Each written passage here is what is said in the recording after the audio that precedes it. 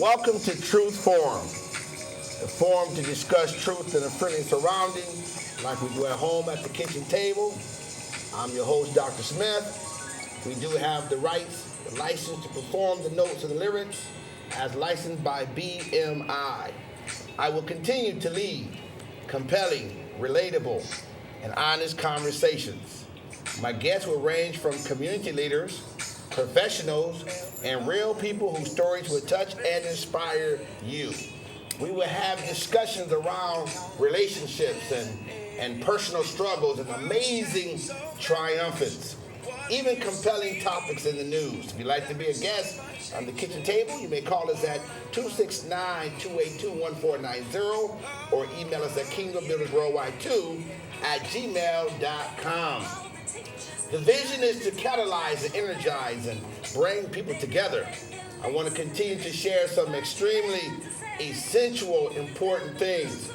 It's important that we understand if we're going to do business and have business opportunities, we have to know who we are. We never want to be ignorant of ourselves. And there really is no network unless we know who's in the network. And that's only when you'll know there's power. And reawakening African people, I intend to do by allowing us to come together, have the dialogue and the conversations like they did, literally, talking to the tribes every morning. It's storytelling time here at Kitchen Table, and I am honored. Before I introduce my guests, I'm grateful for my producer, Tiffany Smith, Ronnie Hoyt, Charles Carl English, and Mike Campbell. Kamara Jones, Facebook Live, Chanel McClinney, and Yvonne Armstrong on the camera, and my main man, Coach Doug Host. I introduce to you my friend, one of the greatest entrepreneurs of this day and time, young lady, wonderful woman of God, Sabrina, well, let's just say woman, Sabrina Pritchett Evans. Why can't I be woman of God? Woman of God. I am a woman of God. That's good. Yes, she is. Yes, she is. I'm a real talk woman of God. I'm so happy to have you here, Sabrina. Thank you. I would like to, first of all, just say to you, I been back in town. These lights do seem darker, but we're on the floor, but it seems a little darker here. But we're on the show now, so we're going to keep moving. But if y'all want to fix it, y'all can. First of all, I want to say I've been back in town. I haven't hit 2 years yet, but I've known Ms. Pritchett for, we grew up together, and I'm so impressed with her, what she's done with herself. Before we even get into some other social subjects, I would like to just ask you, tell us about, your journey. You don't have to mention years of graduation, all that kind of stuff, but just tell us some journeys of how you became where you are now, because you kind of got it going on. You own and operate two all-state. Two State Farm. Two State Farm. I said, that was a no-no. That's like when I was at FedEx and somebody had nerves to say UPS. Yeah, I'm with you, right. I am State Farm. And then just how you grew up, and just talk about some of your great accomplishment. Sabrina. Oh, that's a lot there, Tito. Well, you got about, Dr. Let's see, where should I start? You good. Go about. Okay. Well, no, I grew up here in Battle Creek, graduated from Battle Creek Central High School in '84, went off to Eastern Michigan University and then to Western Michigan University, where I graduated in 1988. Wow, it's a long time ago, 88. Had an opportunity to be employed by State Farm in '89, so this year it's been over 30 years that I've been with the same company and operating two State Farm agencies. One is in Kalamazoo that I've had for it'll be 26 years, October 1st, and one is in South Haven that has been operational for 3.5 years. So that's my basic background. Struggle-wise, what do you want to know, Dr. Smith? Well, we're going to kind of get into that. Okay. Just the mere fact that today, 10 years, you've been doing great. But you didn't just have no silver spoon given to you. No. You have people all the time say, well, I've had too many setbacks, That's why I'm where I'm at. Well, let's forget about that. You've done it. But you've had some challenges, and just share about those things if you like to. Just Oh yeah, no. small piece of I didn't grow up with a silver spoon like a lot of people in Battle Creek. In my mouth, we a single parent household, the oldest of five children, and off to college. So in my first year of college, I had a son, Brandon, and most people know. I don't even want to call DJ my baby daddy. That's funny. But DJ and I do have a son together. His name is Brandon. He'll be 34 years old this October 24th. So I found 21st. I got his birthday wrong. 21st. Oh, see, I don't even. I hope you watch it. Okay, well, your mama don't know, your daddy does know. His birthday is October 21st. And the struggle was just, what do you do when you're 18 years old, you're getting ready to have a baby, you're in college. I decided to stay in college. So I put all I had into going to school. Whatever it took, all the money that I would receive from financial aid, I would use that to help pay for babysitters or daycare, transportation, food, whatever it took. Some days I would actually go to the store and I didn't have any money. I would be in the store with literally $2 trying to figure out how I was going to feed me and my baby. And that's when chicken was actually kind of cheap. You could get chicken for a reasonable price. Now chicken kind of expensive. I don't know how to eat now. Ramen noodles. Can you still get ramen noodles by the boxes? I don't know. Okay, that ain't, it's not good for you. I think your hair is covering up your mic. It's not good for you. It's loaded with sodium. But ramen noodles, chicken, we did a lot of that. And then I did graduate. Actually, within a good time period. I was only in college for 4.5 years before I graduated. That was including having a baby during that time period. So that was my struggle period as far as a young adult with a baby, trying to figure out how can I make it, how can I take care of my child. And at times it was just really, really tough. One time I came out of school and my car was gone. They took it. They took it because I didn't pay my bills. So And I will continue to say she's a prime example. We're definitely not here to make any children a mistake. We're not here to speak down on that. But we are here to say, in spite of any delays, you can continue to go on if you have a determination. Before I go further into this conversation, I want to address the church community, because Sabrina and I talk a lot about this. We were just in Kalamazoo together doing some work. The church is in a very, very critical moment, okay? I listen to people's script and I listen to people's opinion about what the church is not doing, what the church should be doing. And I'm going to use the word, the church is going through a puberty. I said this Sunday, and when you think about puberty, we are basically, our features are changing, our voices change, and we're not really sure what the child going to look like. And we saw that in all of our children.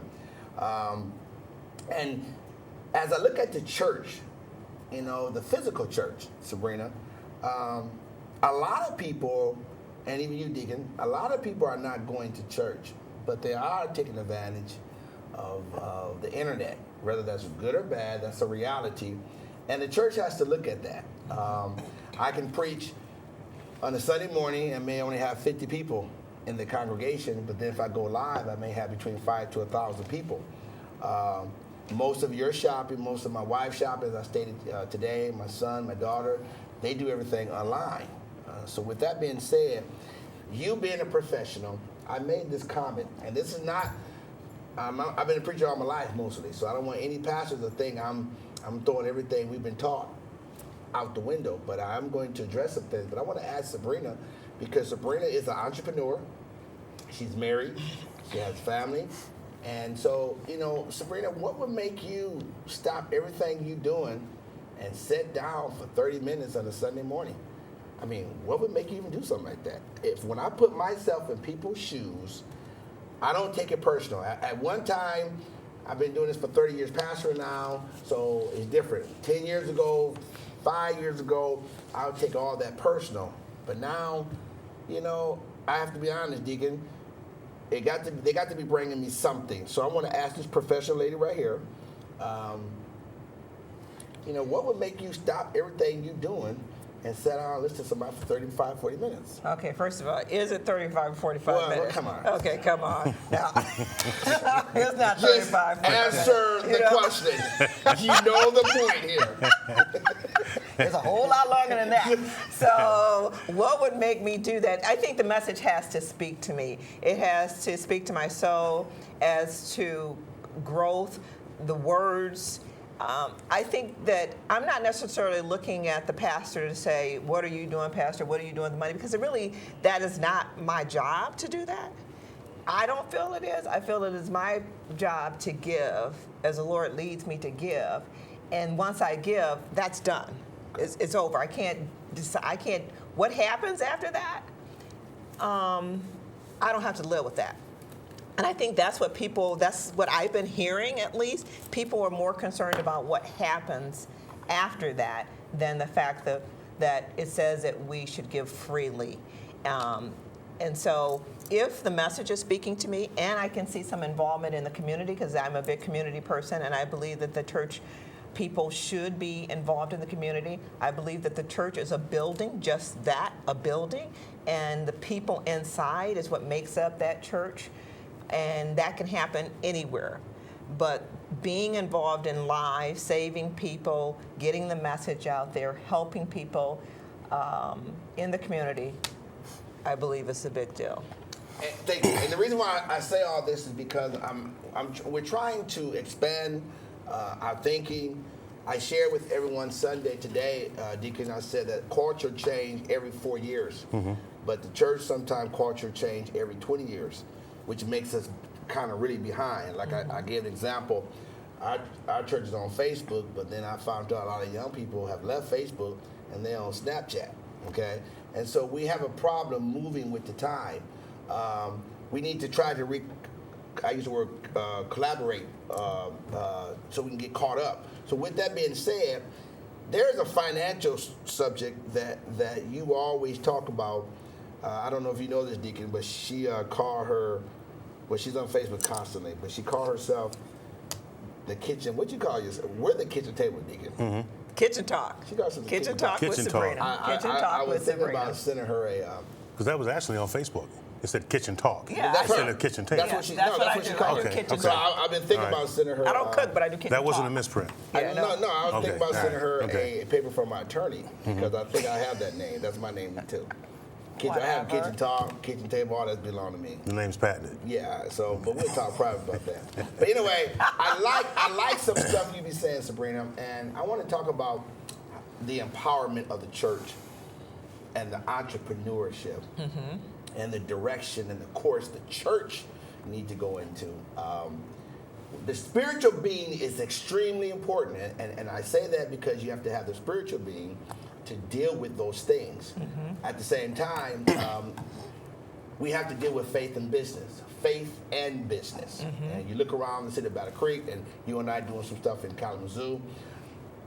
Deacon, I said that the LGBTQ community, the Jewish community, they all have found their stake.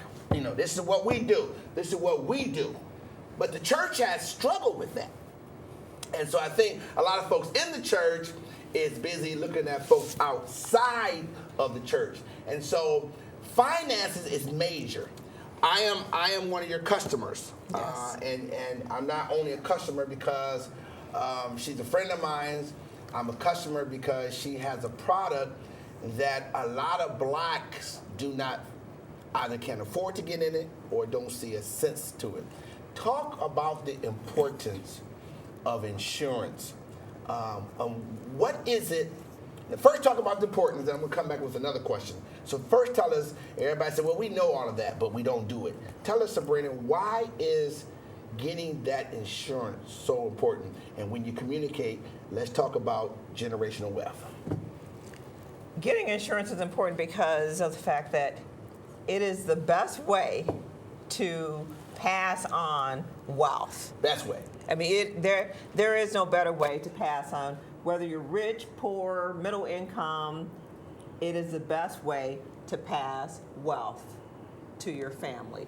And we got into that whole conversation only because I believe we started on the whole charitable plan giving, Yes. and talking about what I was doing in that area, Right. and how charitable plan giving is not used in black churches like it should be used in the churches. So what has happened over what I have noticed over years is the black church has suffered because of it. Because as the older generation passes on, those who were given are not there to give anymore.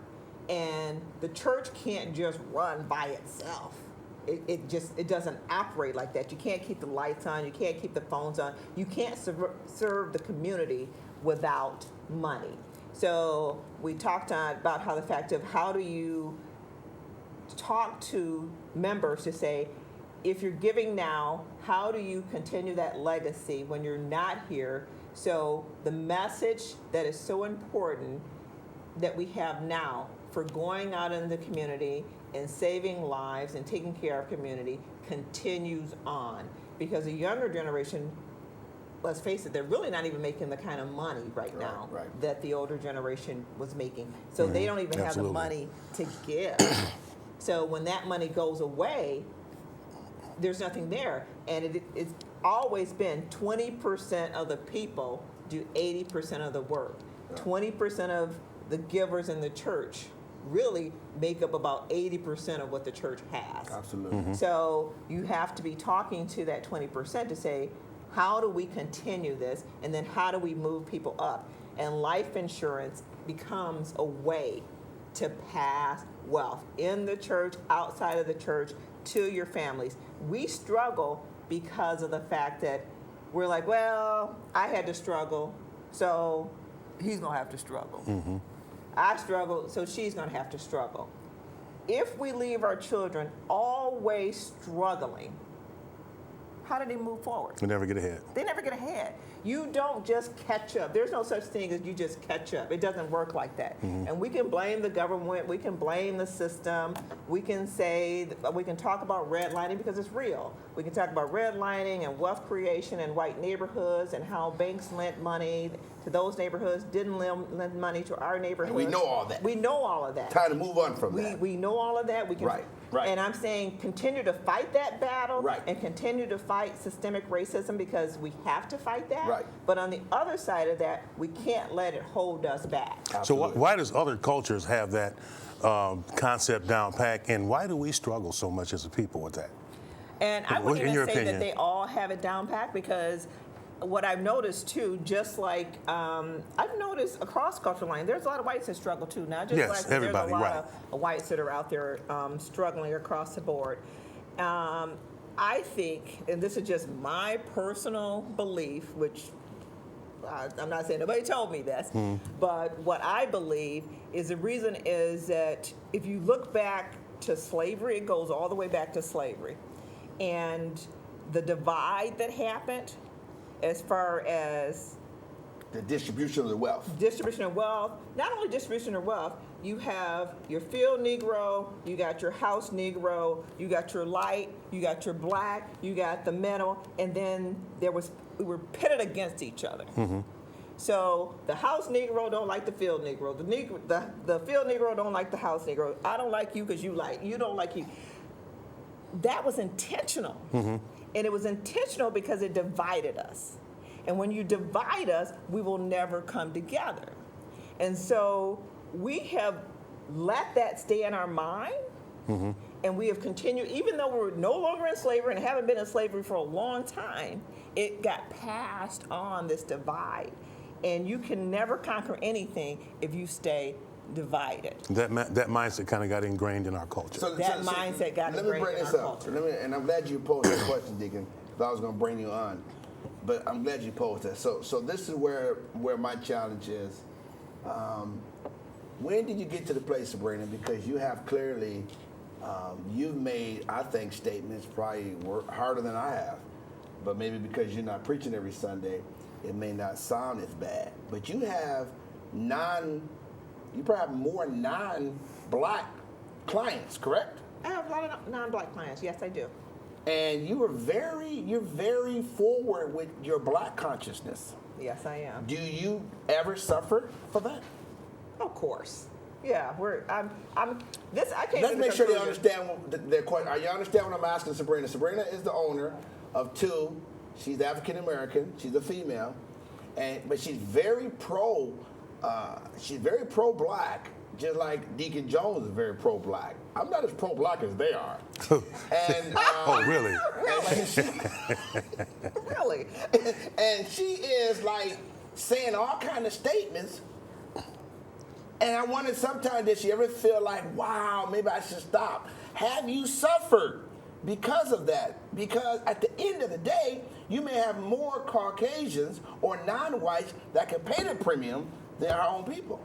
The bottom line is a lot of the information I just shared with you is studied by Caucasians too. They know that information. So those who want to block it and move on, they will move on. But I feel like at the end of the day, I got to live with me. I got to look in that mirror at the end of the day and say, did I do the right thing? Did I speak the right words? Or did I hold back because of who was in front of me? And it doesn't matter whether you like me or you don't like me. I felt like that I needed to speak my truth. Whether or not they came to do business with me or decided they didn't want to do business with me, if it was because of the color of my skin, it didn't matter what words I spoke. Okay. They weren't going to do business with me anyway. Okay. I like that. Absolutely. I like that. Well, you mentioned about the slavery. I want to, and I say this because there's a lot of young people that question the integrity of the Bible. They question the authenticity of the Bible, and many individuals even say, well, the Bible has been plagiarized. But I want to say this as I share with the group this today.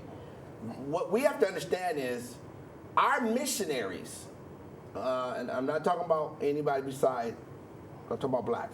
Our missionaries were white people, okay, who presented the gospel to us. And they just may have presented the gospel wrong. Doesn't mean the gospel is wrong. And anytime your missionaries who are white, who have a belief about control and about subjects and servants, they're going to give it in a different way. And that's what happened to us, whereas we made our religion a drug. I used the word Sunday. Mm-hmm. So if you think about most black people, and this is not a black show, it's just black because Sabrina's on the show and Deacon Jones on the show, and I'm trying to keep it balanced. But anyway, what happens is we use the church as, I'm going through, I'm sick, somebody lost their life. But the church wasn't designed for that. We were designed to have power to do business. And so we end up seeing people like Sabrina, who's doing more so of what God says than the average person that's in the church. And that's what we got to start bringing in the gap, Deacon. Mm-hmm. We got to start bridging the gap. And because all Sabrina just did was quoted the scripture Proverbs, which says basically, a father is supposed to take care of his children. A wise person. So insurance allowed me to not just guarantee generation, but it also allows me to fulfill the Bible. You'll be surprised how many church people do not have any money left for their family and their children. Mm-hmm. And that's just as bad as not getting baptized. Mm-hmm. No. Mm-hmm. That's true. There's a lot of people out here that do not have money. Matter of fact, they don't have money for one child. Much less, they don't even have money to get buried. Otherwise, we wouldn't be having all these GoFundMe funds. So now, right. What ends up happening is, I'm going to put it out here. If you pass away and you don't have any insurance or you don't have enough money to bury you, when you show up at that funeral home and you sit around that table, and I know it from experience, when you sit around the table, the first thing they're going to ask you is, how are you going to pay for this? Yep. Do you have insurance? And when you say you have insurance, they're probably going to say, hold on a second. They're going to get up from the table. You think they're going to the bathroom or wherever. But really what they're doing is they're going to check to see if you really have insurance. And if you don't have anything to cover that, Now what ends up happening is your loved one's body gets to sit wherever they are. If it's in the morgue, at the church, or at the hospital, they get to sit there. I call it on ice. They get to sit on ice. Sorry, but that's really what happens until you figure out where this money is coming from. I had one person tell me that they could not bury her sister for 3 months because they did not have the money to be able to do that. So not only am I grieving, but it makes it worse because now I can't even really grieve because I got to figure out where this money is coming from to be able to take care of the final expenses. And one morgue told me that they have ashes that people just don't even come back to pick up because they don't have the money to come back. If they had had insurance, they would have. I talked to one gentleman who actually ended up buying insurance because he didn't have much money, and you can get insurance it doesn't necessarily, if you don't have enough to pass on a lot of money, you can at least cover your funeral expenses. And what I told him is that you have a couple children and you have not been able to do a whole lot for them during their lifetime because you don't make that much money. But at least don't leave them with a bill. Yes. Or quit having kids. Yes. But he made the decision to buy it, and I want to say that's probably about 7 years ago. And this man, who cleans cars, still comes to my office every single month and pays that bill. And I think that's important. It's not our job to. We're not here to endorse anyone. That's not what we're supposed to do on this show, or even allowed to. But understand, Sabrina is my agent, and all my products is with her, and she's done great. And I just know that when I die, and Deacon, you're alive and she alive. It ain't no if. Make sure you get her and catch up with her. It's weird. There's one thing we want to say if. But we're gonna hope you go before me. So Sabrina, I mentioned this last week, but I want to hear your financial mind, and along with you, Deacon. And I said this last week. I'm gonna read it right again. This is in the Forbes magazine. It says that it's predicted by 2053. So that's not too far from here. 2053, that black people, okay, in the Forbes magazine, it says median wealth of black and Latino families could hit zero by the middle of the century, which when I done the calculation, about 2053. Now, let's not get into the statistics, somebody lying on us, but just think about it. What that says, in a few more years, we can literally have zero wealth, middle age wealth of passing down. Now, I had Tiffany on the show last week. How does that happen? Can I see it happening? Absolutely. Will it happen to me? No. Will it happen to you? No. Will it happen to you? No. But to all the people who we're concerned about, how does that happen? And what can we do to make sure that doesn't take place with this viewing audience? So when you say zero wealth, it means we not owning anything. Not owning anything, have nothing to pass down, all the above. Doesn't mean they won't have a job. It means that, right? I mean, we're not educating ourselves financially. We're not educating ourselves on what we need to do to take the next steps to make sure that our grandkids and our great grandkids and so on and so forth are going to be taken care of financially. And it's kind of like what Sabrina said. That culture from way back then is ingrained in us, and it's only getting worse. And so it's all about me getting mine and you get yours. So how do we break that culture? Because it has to start in the church, because a lot of the stuff came from the church. We taught that Jesus was poor. We taught that Jesus didn't have any money, but he had a treasurer on the staff, which name was Judas. You can't be poor with a treasurer on your team. But we have defined money to be negative. The Bible says the love of money is the root of all evil, not money itself. So back to you, Sabrina. You see it every day. You see people, that person who you said that their sister was in the morgue for over 3 months. That's a prime example. You know, we saw that happen. But their child is in that situation right now.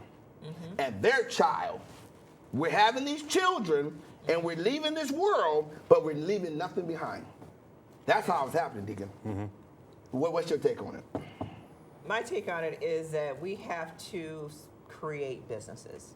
Absolutely. That so I was chit-chatting with someone on social media just past, and we're talking about Battle Creek and the lack of resources in Battle Creek. Actually, Battle Creek has a lot of resources.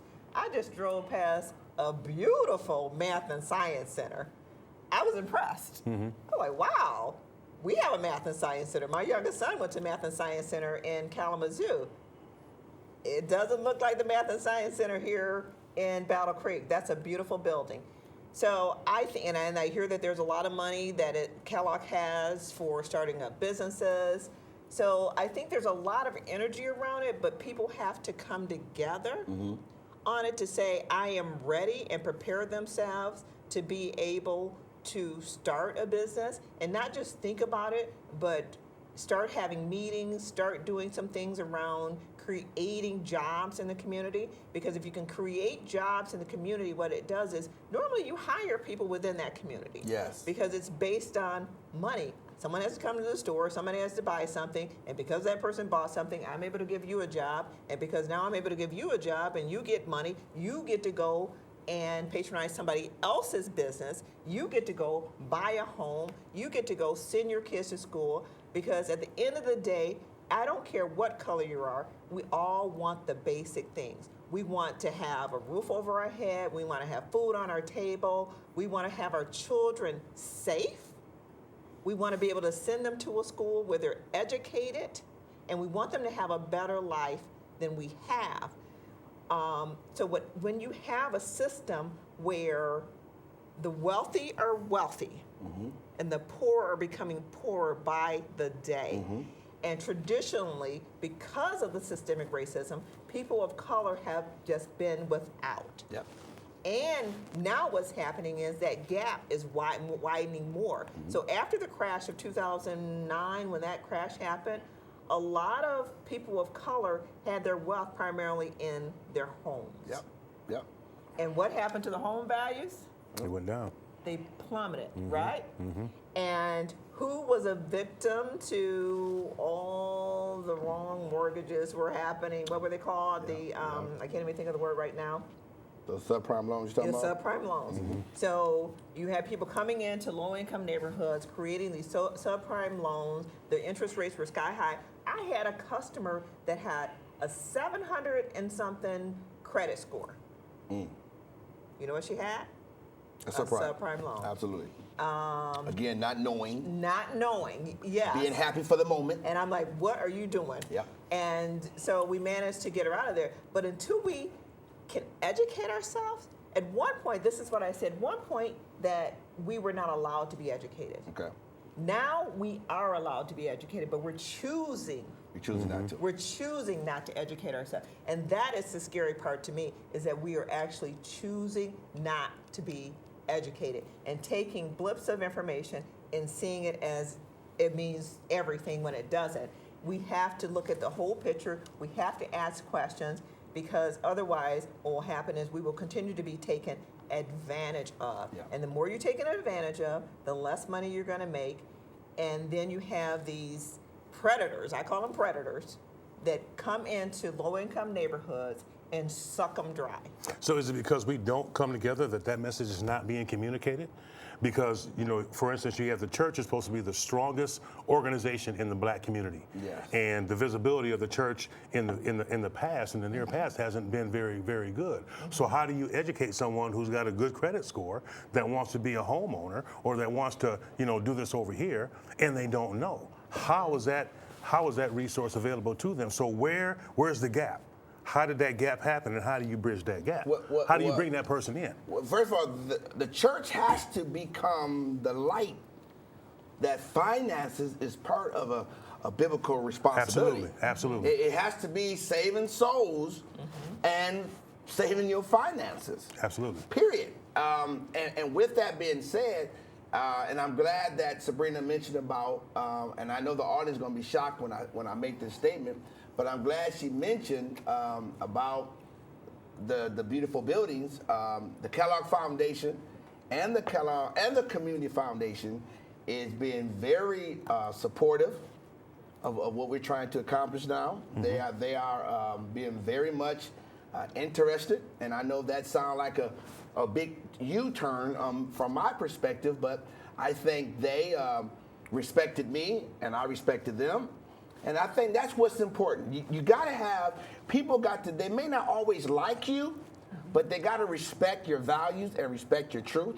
And so therefore I think that the partnership that the Kellogg Community Foundation and the Kellogg Foundation is having with us is really getting great, because they are responsible to, as you stated, fix some of those problems because they have the resources to do that. But I want to bring out to you, Sabrina, and you, Deacon. So we're here, and we have all these things pulling us. When I say things pulling us, you know, the expensive tennis shoes and things that just doesn't really last long. Even a brand new car off the lot. And then we even talked about the little chicken story last week. I really want people to see the value in why insurance is a necessity. So I remember years ago, I had a policy on certain people, and when the family members heard about it, they thought it was thievery. Share with me about your son, how you have this program and what you did for that college. My job is to educate our audience and to hear other people with other ideas and watch what she's doing. One of her sons graduated from a historical black college, and her loyalty for other children, look what she did. And this is what you can do with these kind of programs. Break that down. I would love to break that down. My son, my youngest son, who just turned 23 in August, is going to graduate from Florida A&M May 2nd, 2020. I got that date in my head as a pharmacist. So he will be have his PharmD. So part of what I thought about is when he went to school, to this historically black college, and I'll tell you, initially my son said, I don't want to go to all black school. And we had a conversation about it, and in my mind, what was happening to our black boys was not acceptable. And I thought that this would give him an opportunity to be on campus, to see other smart black kids, to realize that, hey, I'm not the only one out here that's smart. There's lots of us out here. And so he went on the campus when he was 16. He celebrated his 17th birthday on the tennis court. They bought a cake for him. And at that moment, FAMU, what they call family, became actually part of our household, became part of our family too. So this past year, I got to thinking about what can we do to celebrate what FAMU has done for him, because I've seen him mature, I've seen him grow, and within the time period that he's been there. So I talked to Jalen, and I said, Jalen, hey, why don't we buy a policy and have Florida A&M own it?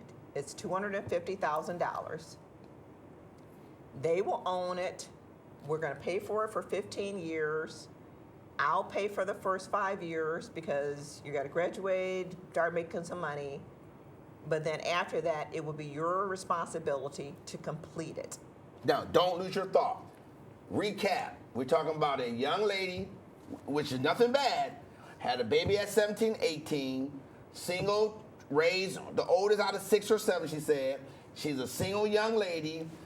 Before you say, well, how'd she do it? She obviously planned this. You can't do what she's telling you today and not plan it.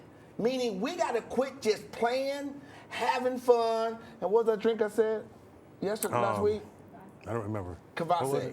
No, it was, that You cognac. can't simply go get your Cavassier and cognac. It's time for us to get serious, because what Sabrina's about to continue, you can't do what she's doing just constantly playing, having fun. Every Friday, you just want to go have fun to go back to work on Monday. Tell us, keep going. Yeah, so anyway, we went to work, and that's exactly what happened. Is I purchased the policy. I ended up getting a hold of the Florida A&M Foundation, talked to the president of the foundation. We got it all fixed. Jalen was, oh my gosh, he was just right on the spot. He did his phone interview, he did his signatures, he took care of everything he needed to take care of. So now Florida A&M owns a policy. I don't own it. Jalen doesn't own it. We have no rights to anything related to that policy other than we make the premium payments. Any cash that accumulates belongs to the university because we feel that it is our responsibility to give. We can't look outside always for somebody to help us. Should somebody help? Yeah, others will help. But what are we doing? Mm-hmm. That's my question to him. What are we doing to make sure? And we use that also. It is my responsibility, and like I told him, not if Florida A&M is your family, it is your responsibility, and it is biblical that it says that you leave an inheritance for your children's children. Yep. And now you are leaving a legacy for others that enter that program to say that we care enough to hear you go, to help you, to lift you up. So that is the reason that I did the policy for Florida A&M, for Jalen. Since then, I've actually even done a policy on myself for Florida A&M. I believe. So now y'all listen. Pastors, hear me out. She could have done it for you, right? She could have done it for me, right? But what was the key word she said? She saw what Florida A&M did for her son. That's what ministry is all about, Deacon. Exactly. We have to, Jesus Christ did the miracles and then he talked about it. We talk about it and then expect y'all to help us do it. Kingdom Builders has to reverse it. Those that's a part of the team, we have to keep doing. And then when people say, hey, my life was changed at that organization. Hey, my life was turned around. Hey, my son was set free. Hey, my daughter was this. Hey, my marriage was united, blah, blah, blah. I'm going to give back. We can't put that guilt trip on people. So Sabrina is a prime example that she gave all this money to a school, not in Michigan, not in Kalamazoo, but in Florida, because that school did something for the son that she loved. Sabrina, I have to ask this question because this is what I do as an interviewer. Why do you not have a State Farm in Battle Creek? Well, actually, you can't just go pick where you want to have a State Farm. Okay, well, good. Break that down. Break that down. That's good to know. Yeah, it's like a franchise. Yeah, it's like a franchise. So is there a State Farm here? There's several State Farms. There's State Farms all over the place. Yeah, so you can't just say, hey, I'd like to be right there. No, that's not how that works. If there's an opportunity that opens, then basically the company says, okay, we would like to select. They select. And Kalamazoo was your closest. So I was selected for Kalamazoo. Oh, they select. They select. So you were selected to go also to that one place? I was selected to go to South Haven. Okay. So I am the first African American in Michigan to have 2 State Farm agencies. I'm the first woman in Michigan to have 2 State Farm agencies. Awesome. That's awesome.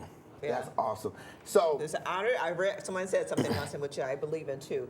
It's an honor to be the first. It is not to remain, though. Absolutely. And you've been the first since how many years? Actually, there's been others to come along. No more African Americans have entered yet in Michigan, but other women, yes. Okay. So if someone said to you, I would like to get into that business, what would be the first, they're 16 years old, they haven't graduated from high school, what would be some of the things you would tell them they need to concentrate on? First of all, they need to concentrate on learning. That's the first thing they need to do. And the same thing I told my son, and both my sons, is whenever you have an opportunity, I don't care if you're bagging groceries or working as a tailor, start talking to people above you. Start talking to people around you. Absolutely. Use it as an opportunity to be a sponge and learn as much as you can. I always tell my sons, you go early, you stay late, don't take your lunch, whatever it may be, so that you can learn as much as you can learn. Because one thing, they can take that job from you, but they can't take this from you. They can't take the knowledge that you gained while you were there. And it's not all about the man, and I'm helping the man make money, and I'm helping the man do this, and the man got a fancy car, and the man got a fancy house, and I'm living like this. It's what you got right here. Right. That's what's important, and what you Absolutely. can use that for. To our church community, then I'm going to have Deacon look at the phone and see if anyone left any thoughts or comments. But I want to say this to us, the church community. Faith is supposed to empower you, okay? Not intoxicate you. But instead of empowering us, we get intoxicated by faith. And so we start to use faith to get high on every Sunday. And that's why there's no movement in the church. What happened is we're like two people. We go to church and put on our church suits, our church looks, our church faith. We lay out the altar crying and slobbering. I'm not against that. It's important. But then Monday, when it's time to do business, we lose that faith. And we have nothing. And that's why it's frustrating to me, because at the end of the day, we can't. I want you all to bring that same power that you experienced on Sunday and make it on Monday into creativity. That's the only thing we're going to be able to do that's going to change our world, because we can't take God out the equation. God is the reason. God is the one with the faith. So that's very, very important. Deacon, you being one of the head leaders of the church, what's your thought about that? About, for so long, the church has just kind of been, you know, oh, I'm praying for you, brother. My brother going through, you know, man, help me out. But then they don't do nothing. Right. I mean, there hasn't been a lot of outreach. You know, when you came back to Battle Creek, you know, you've had there's a lot of things that's been going on with Kingdom Builders, and you know, you just don't see the visibility anymore of. When we were growing up, it was easy. You were actually made to go to church. You know, when your grandmother made you go to church, you know, and you just it was a cultural thing. You know, you just went to church, whether it was Baptist or Apostolic or Pentecostal, whatever you want to call it. And then so as time has changed and we have evolved, I don't believe the church has evolved along with the times. Right. You know, and I think we just kind of got stuck and stagnant. So people just don't go anymore, you know, for whatever the reason. There's other things, other distractions, the technology age. I'd rather sit at home and you know, watch, you know, the TV or watch church on the internet, and I can get it that way, you know. So, but I think that we just have to find a new strategy, you know. You talked about this the other day. There's two things you can't change, and that's you can't control, and that's change and time. Yep. You have to change, and you can't control time. Yep. You know, and I think that churches have just kind of gotten that stagnant, and they really haven't, you know, reached out to people and to try to bring them in, because you got to have a new strategy. Football's changed. You know, it's like a game. You know, you got to change the way it's played. Well, let me say this before I got about 7 more minutes. I want to say this, and this is also dear to Sabrina because it relates to her nephew. Her nephew was unfortunately gunned down. Joseph Bowser, the second, and then there's another one. We kept doing the 3 names, even though there's a lot more. Your nephew, Kyrie, and what's the other one name? It was 3 of them. Joseph, Kyrie, Wendell, who's also their friend. Right. Those 3. And so with this whole Joseph Bowser thing, we did have a walk on Saturday.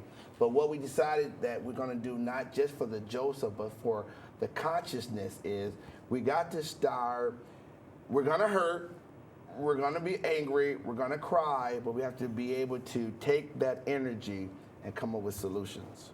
We have to start doing that, because if we don't do that, we won't fix the problem. And I think Sabrina and myself and what's the young man we met in Kalamazoo again? I love him. Dwayne Powell Jr. Dwayne Powell Jr., which is a PK. And Dwayne, I don't know if you're watching us, because I know I gave you the information. Hey, Dwayne's in Kalamazoo. I'm in Battle Creek. Sabrina's in between.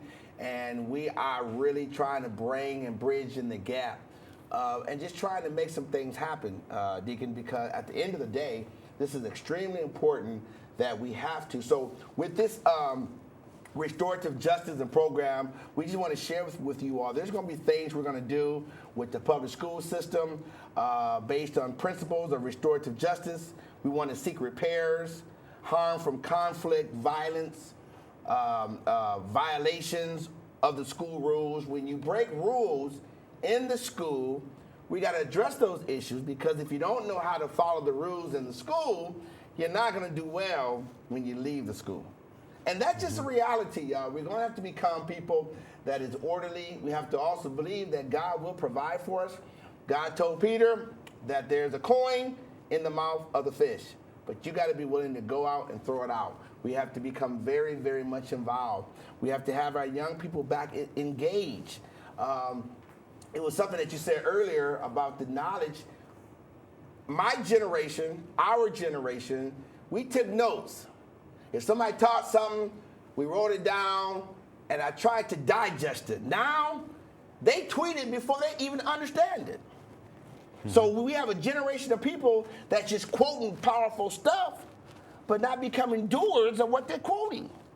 And so I'm encouraging all of us, all this knowledge that you're hearing from Sabrina and other individuals, if I could just get you to just learn it and practice it before you're so quick to tweet it, because it's about knowing the information. But that's the time we live in. Mm-hmm. We're people that just. I'm going to ask you about 3, 4, 5 names. Give me your first thought, because our time is about over.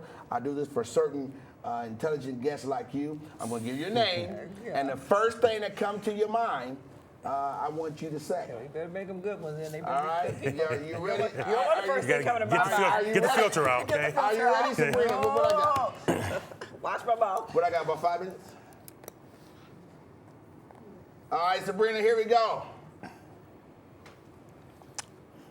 Michelle Obama.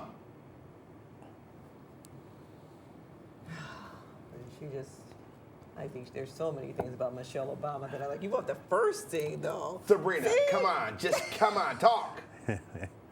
I got another name. Come on, Michelle Obama. I'm going to say, well, first of all, I see her beauty. Hillary Clinton.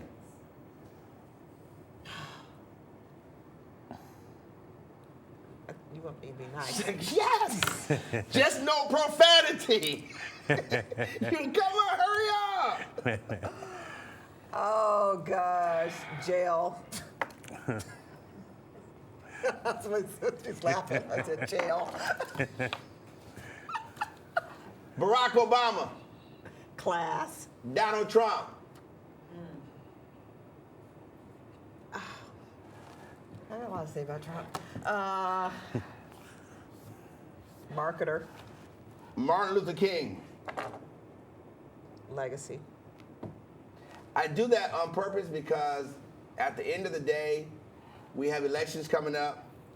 I am not making any recommendation on what side you should be on, but we have to pay attention to all the policies.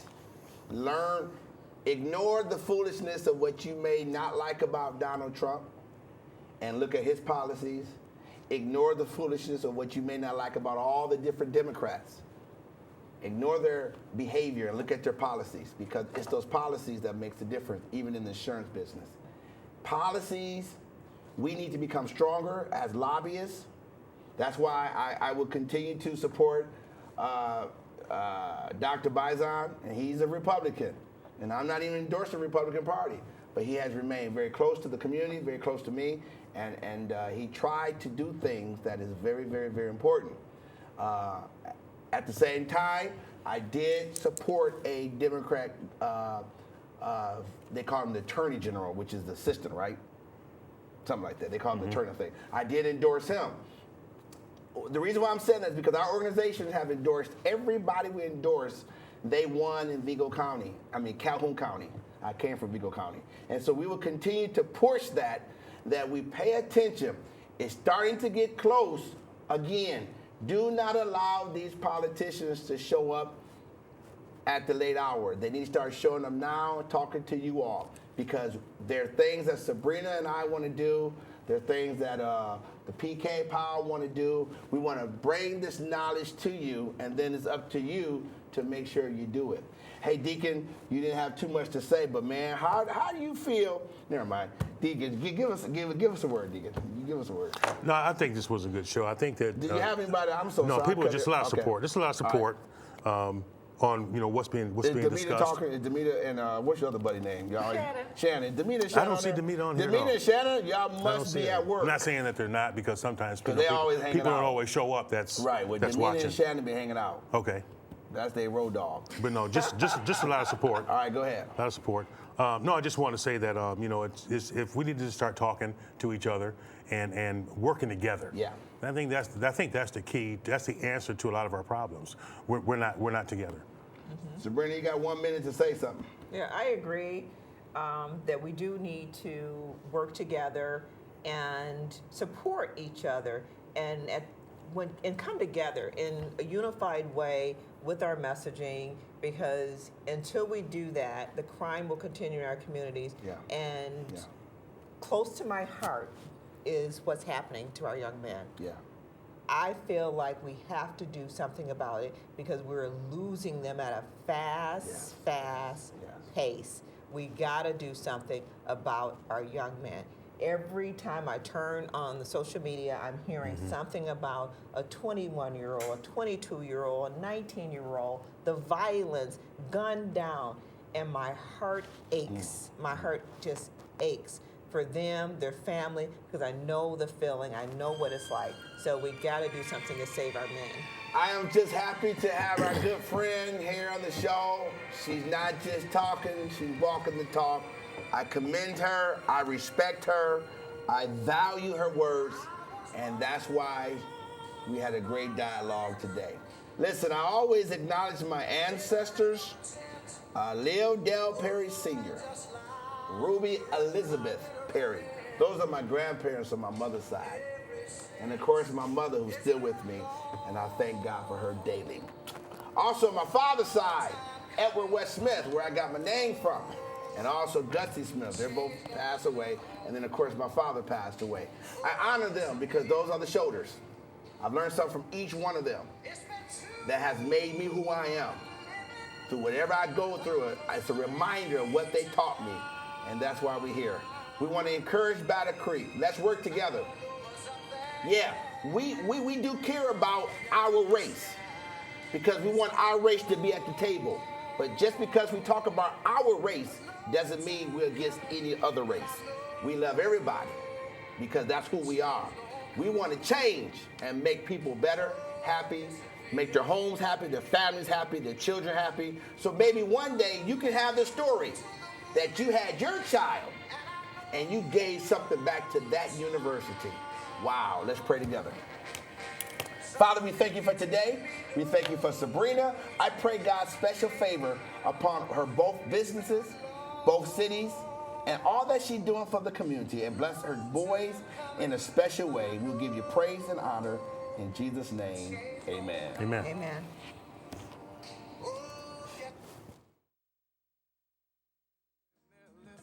Listen to what you have to say. They're the ones who's coming up, and the world is in their hands. When you teach the children, teach them the very best you can.